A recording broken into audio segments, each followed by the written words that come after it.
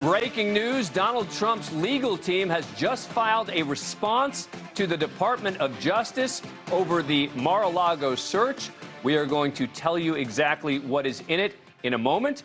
Now remember, this comes after the legal response from the Department of Justice was filed late last night over that search. It's a scathing point-by-point explanation of why the DOJ says they had to take the unprecedented step of going in to the former president's home with a search warrant. And here's an important point. The public might never have heard about it, certainly not now, if Trump's attorneys hadn't made a legal request for what it's called a special master to sort through the documents retrieved at Mar-a-Lago and determine what might be privileged documents. Now, that's what the heart of their response is all about.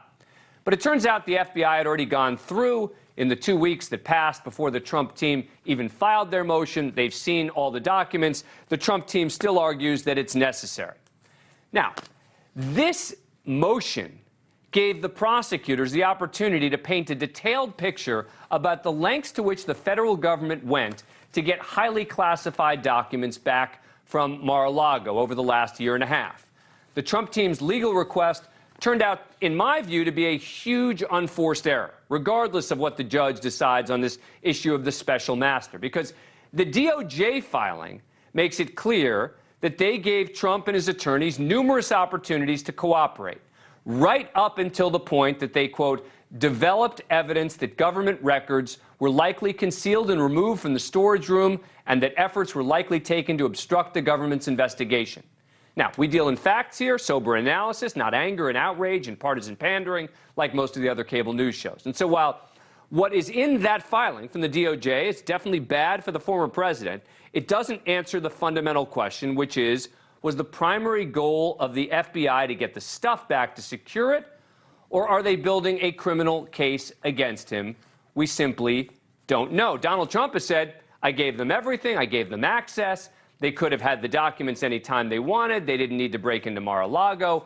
What this document makes clear is not only did he supposedly not give them access at certain times, but he also asked for extensions, which were granted by the DOJ more than once. This new filing from the DOJ does answer a fundamental question, which was, why did the government feel they had no options left other than to file for a search warrant? And so before I get to the timeline on what the government says happened, let me read you from this just-released document filed by Donald Trump's team. They say, 3 weeks after an unprecedented, unnecessary, and legally unsupported raid on the home of a president and possibly a candidate against the current chief executive in 2024, the government, represented by the DOJ, has filed an extraordinary document with the court suggesting that the DOJ and the DOJ alone should be entrusted with the responsibility of evaluating its unjustified pursuit of criminalizing a former president's possession of personal and presidential records in a secure setting. Now, here's the problem with that, is the timeline that was laid out by the Department of Justice in its filing. And let's go through it. January of 2021, they say Donald Trump leaves office, taking with him boxes of records to his Mar-a-Lago residence. Then on May 6, 2021, the National Archives contacts Trump's team to say some very important documents are missing and to request those records be returned. What follows is months of back and forth between the archives and Trump's attorneys, culminating in a warning the National Archives issues in December of 2021, saying that refusing to comply with the Presidential Records Act could result in a referral to the DOJ. Trump's team then tells National Archives that some of the missing records have been found at Mar-a-Lago. And in January, the archives retrieves 15 boxes of presidential records from the president's Florida home. The next month, on February 9, 2022, the National Archives contacts the DOJ, saying the boxes contain a lot of classified records.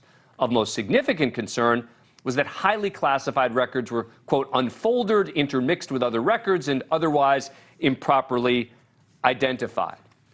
Okay, if at this point the FBI had sought a search warrant for Mar-a-Lago, it would have been absurd and wrong. But they didn't. On April 12, 2022, the National Archives, known as NARA, informs Trump's lawyers it will be giving the FBI access to the documents the following week. Trump's lawyers request an extension to the end of April. April 29th, the date they requested, comes along, and NARA informs Trump's lawyers that there are important national security interests in the FBI getting access to the documents. Trump's lawyers request another extension, or to consider their request as an invocation of executive privilege. On May 10th, NARA formally rejects Trump's lawyers' request for a further extension and invocation of executive privilege because officials there say the people who would be reviewing the documents are also part of the executive branch. In other words, they're saying the executive branch doesn't belong to a person and the documents belong to the government. And it was the executive branch in the form of NARA that was asking for the documents. The next day, May 11th, DOJ obtains a grand jury subpoena to retrieve all materials marked as classified that were not turned over by Trump. And between May 16th and May 18th, in an FBI review of the 15 boxes of the archives previously handed over, right? Meaning the documents from January, they find 184 unique documents bearing classification markings, including 67 documents marked as confidential, 92 documents marked as secret, and 25 documents marked as top secret. The deadline for the Trump attorneys to respond to the subpoenas is set for the following week. The Trump team asks for and is granted an extension to June 7th. June 12th, Trump's team contacts the DOJ, asking them to come to Mar-a-Lago the next day to retrieve the additional documents, all of them. So on June 3rd, 3 FBI agents and a DOJ attorney, who we now know to be Counterintelligence Chief Jay Bratt, visit Mar-a-Lago. Trump's lawyers hand over a single folder with 38 classified documents inside. Per the DOJ's court filing, when producing the documents, neither counsel nor the custodian asserted that the former president had declassified the documents or asserted any claim of executive privilege. At that same meeting, and this is critical, Trump's team provides a letter signed by his lawyer, who various media outlets have identified as Christina Bobb, stating that, quote, a diligent search was conducted of the boxes that were moved from the White House to Florida. This search was conducted after receipt of the subpoena in order to locate any and all documents that are responsive to the subpoena. Any and all responsive documents accompany this certification. She signed her name to a piece of paper that says there are no more classified documents at Mar-a-Lago. Trump's representatives tell Bratt and the FBI that all the documents brought over from the White House are in one storage room. Bratt and the agents tour the room, but the DOJ filing says they were forbidden from opening any of the boxes to check for any more classified documents.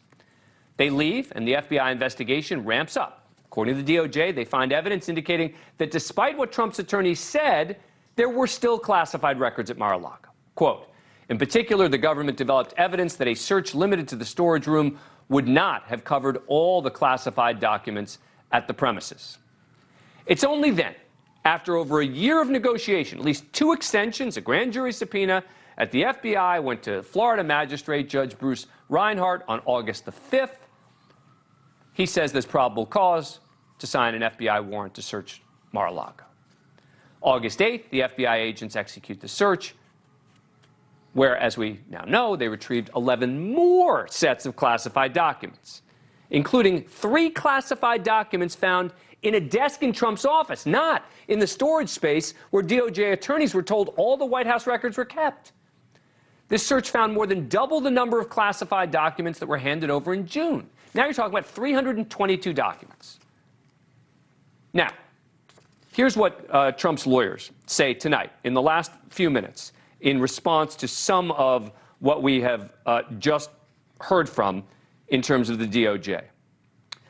What is also noteworthy here, they say, is that just weeks after President Trump voluntarily complied with a National Archives and Records Administration request for presidential records and turned over 15 boxes, NARA simply ignored and initiated a criminal investigation. The purported justification for the initiation of this criminal probe was the alleged discovery of sensitive information contained within 15 boxes of presidential records. And here's what they say. But this discovery was to be fully anticipated given the nature of presidential records. Simply put, the notion that presidential records would contain sensitive information should have never been cause for alarm. NARA should have simply followed up with movement in a good faith effort to secure the recovery of the presidential records.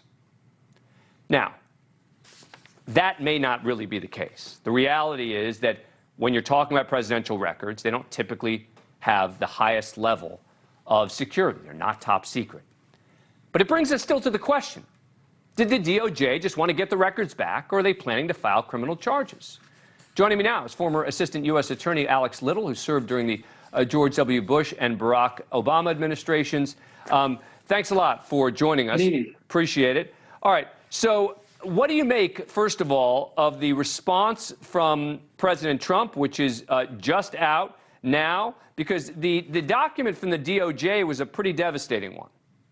It was. I mean, I think they tried to sort of combat some of the arguments DOJ made, but they had a very hard task, because DOJ laid out pretty clearly, how we ended up in this situation, why this judge shouldn't be appointing any special magistrate, and why there really is some criminal liability for somebody for keeping these records, but also lying about them in the process. See, I still am not convinced that there's going to be an indictment at all. I may be in the minority on that. I think it's possible, but I think that it may simply be that they wanted to get these documents back and that they may not end up charging. What do you make of that? Yeah, I think that's true. I think a lot depends on what these documents actually are. The things that are top secret, that are SCI, if they contain really sensitive secrets, it's going to call into question why they're there, why they've been there for a long period of time. If these are, classified documents that aren't that particularly important, I don't think they'll charge anybody with anything. But the nature of those documents is what's going to drive the investigation. What's important to realize about that, though, is DOJ knows what these documents are now.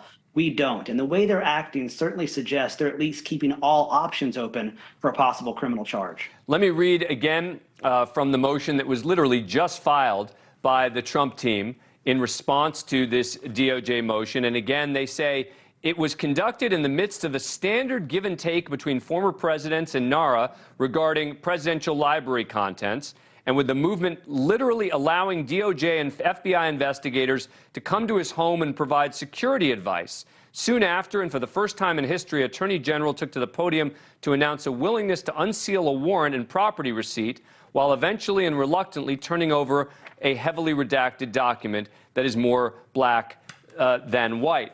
It is hard for the Trump team to argue that there was an ongoing back and forth when you have a signed document from June the 3rd, from the lawyer for Trump saying, we have handed over everything.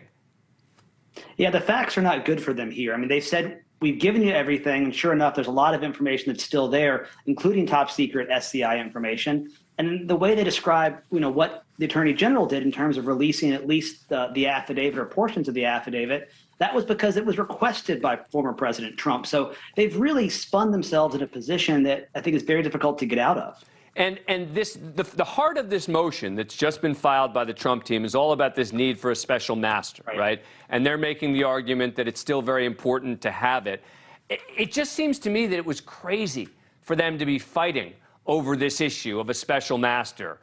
2 weeks after the fact, the FBI has already seen all the documents, and the only reason that all of this information has come out about the lengths to which that the FBI and the DOJ went to try to get these documents is because of this legal filing. It's allowed them to respond. And you can tell from the Trump team's response that they're irritated that many of these comments were made in the connection with this. I kind of blame the lawyers here on this. Yeah, you get what you ask for. I mean, this is what they put into the public because they wanted it to be public. If this had been quiet, even the initial search wasn't, revealed by the FBI or by DOJ. It was revealed by the former president himself. And so they've really created a situation where more and more bad news is coming out in ways that's not helping their defense at all. And again, this is something where they could have filed it immediately after the FBI began the search, right? Should have filed it. Go ahead. Should have filed it. Right. They should have filed it, right?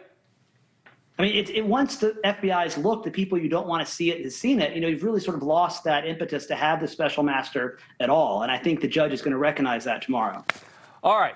Alex Little, thank you. Both of us read through this motion pretty quickly. It's been released in the last hour. We appreciate you taking the time and the effort. Thank you. Coming up, thank you for watching. Go to newsnationnow.com to find NewsNation on your cable provider. And don't forget to click the red subscribe button below to get more of NewsNation's fact-driven, unbiased coverage.